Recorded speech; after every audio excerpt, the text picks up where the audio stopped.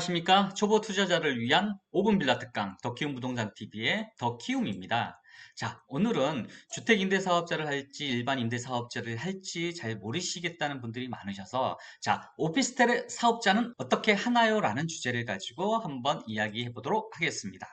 자, 저번 시간에는 오피스텔은 투자해도 괜찮나요? 라는 주제를 가지고 이야기를 했었는데 혹시라도 동영상을 보지 못하셨던 분들은 상단에 나와 있는 것을 클릭하셔서 시청해 주시길 바라겠습니다. 이번 시간에는 오피스텔의 사업자는 어떻게 하나요? 라는 주제를 이야기할 건데요. 저번 시간에 오피스텔은 투자해도 괜찮나요? 하면서 제가 뭐라고 그랬나요? 세 가지를 말씀드렸습니다. 오피스텔은 투자하지 마시라는 이야기를 드리면서 첫 번째 이유로는 취득세가 중과세되기 때문에 내가 오피스텔만 가지고 있어서 다른 거를 투자를 하거나 다른 거를 구입을 할 때 취득세가 8% 또는 12%가 된다는 이야기를 해서 취득세 중과세 때문에 좀 힘들다라는 이야기를 했었고요. 두 번째로는 재건축이나 재개발을 했을 때 대지 지분이 작고 또 동의율을 받는 게 상당히 힘들다 이런 이야기를 드렸고요. 또 세 번째로는 공급 과잉이다 보니까 수익률이 조금씩 줄어드는 것을 느끼실 수 있기 때문에 좀 투자하기가 어렵지 않느냐. 그래서 지금의 617과 710 대책 이후에 구입하는 것보다는 어떤 규제가 완화됐을 때 투자를 하시면 어떻겠습니까? 하는 이야기를 해드렸습니다. 하지만 지금 오피스텔 분양권을 가지고 계시거나 어쩔 수 없이 승계를 하셔야 되는 부분이 계시거나 아니면 내가 월세 수익을 목적으로 하시는 분들은 오피스텔을 사셔야 되지 않겠습니까? 그러다 보니까 반드시 두 가지 중에 하나를 하셔야 돼요. 그래서 주택임대사업자를 내야 되는지 일반 임대사업자를 내야 되는지에 대해서 오늘 자세히 이야기를 해보도록 하겠습니다. 자, 보시면 주택 임대 사업자가 있고요. 일반 임대 사업자가 있습니다. 여기에 대한 장단점을 우리가 좀 아셔야 돼요. 주택 임대 사업자는 구청과 세무서 두 군데 반드시 등록을 하셔야 되고요. 부가가치세 대신에 환급을 받지 않습니다. 자, 부가가치세가 뭐냐면 우리가 이제 분양가가 있어요. 이 분양가에는 건물분이 있고요. 토지 지분에 대한 가격이 있어요. 하지만 토지에 대해서는 부가가치세가 붙지 않지만 건물에 대해서는 이 건물 가격에 대한 10%가 부가가치세가 붙습니다.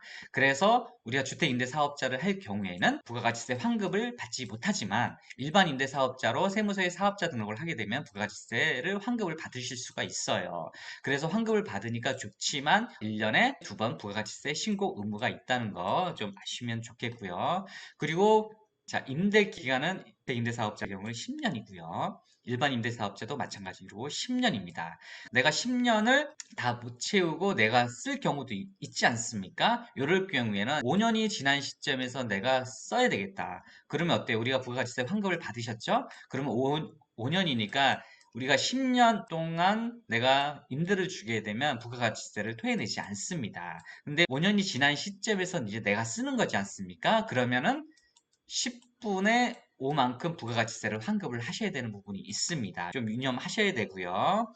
그리고 주택임대사업자는 주거용 오피스텔로서 주소 이전이 가능하다는 그런 장점이 있고요. 또 일반 임대사업자는 업무용 오피스텔이에요. 그래서 주소 이전이 불가능하다. 이 점 유의하시고요. 취득세는 똑같이 4.6%입니다. 주택임대든 일반 임대든. 다만 주택임대사업자는 혜택이 있죠. 85% 취득세 감면 혜택이 있습니다. 대신에 60평방미터 이하여야 되고요. 이거에 어떻게 보면은 주택임대사업자의 장점이기도 하죠. 하지만 어때요? 단점도 있습니다. 종부세에 해당이 된다는 거, 취득 시에 주택수에 포함이 된다는 점 유의하시고요. 그래서 요새는 전부 일반 임대사업자를 많이 내시죠. 왜? 감면 혜택이 없는 대신에 종부세와 취득 시 주택수에 포함되지 않기 때문에 이렇게 일반 임대사업자를 내시는데 그러다 보니까 어때요? 또 단점으로 주소 이전이 불가능하다 보니까 전세를 마치는 게 정말 힘들어요. 그 이야기는 어떤 얘기냐면 세입자를 마치는 게 좀 힘들다. 그래서 공실의 우려도 좀 높다. 이 부분 좀 이해하시고요.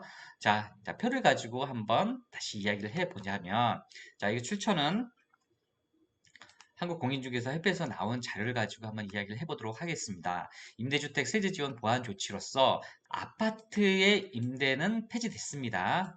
그래서 오피스텔이나 아니면 빌라 이런 부분에 대해서 지금 임대 등록을 하고 있고요.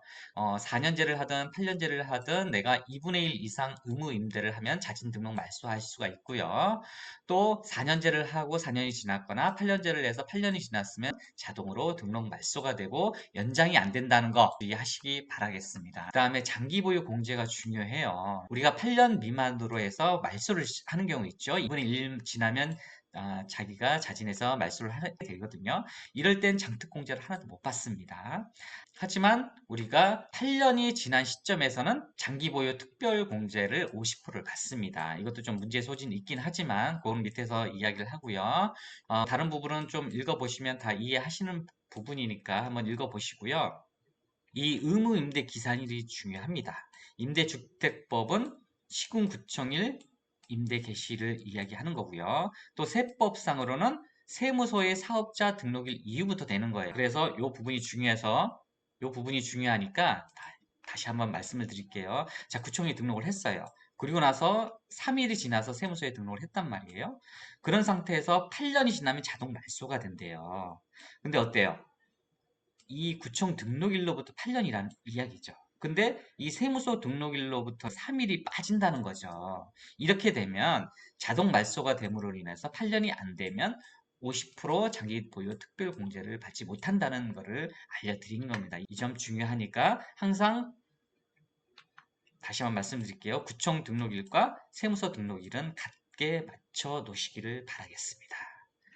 자, 우리가 일반 임대사업자 등록을 해야 될지 또 주택임대사업자 등록을 해야 될지에 대해서 장점과 단점을 이야기를 해드렸는데요. 저는 그렇게 생각합니다. 내가 주택이 있을 경우에는 절대로 주택임대사업자 등록을 하지 마시고요. 일반 임대사업자 등록을 하시길 바라겠습니다. 이유는 하나예요. 그 주택임대사업자 등록을 하는 순간부터는 그거는 주택이 돼버리면서 기존에 있던 집이 비과세 혜택을 못 받는 경우가 생기기도 하고요. 또 내가 추가적으로 주택을 구입할 경우에는 취득세 중과세를 맞게 된다는 점, 또 기존의 주택이 양도세 중과세를 맞는다는 점, 이 부분에 대해서 좀 이해를 좀 하셔서 우리가 등록을 하셔야 되고요. 요거에도 단점도 있죠. 세입자를 맞추기가 좀 쉽지 않다는 이런 부분, 왜? 주소 이전이 안 되니까. 그래서 이런 부분들을 잘 확인하셔서 주택임대든 일반임대를 하시기를 바라겠습니다. 오늘 영상은 여기까지입니다. 네, 감사합니다.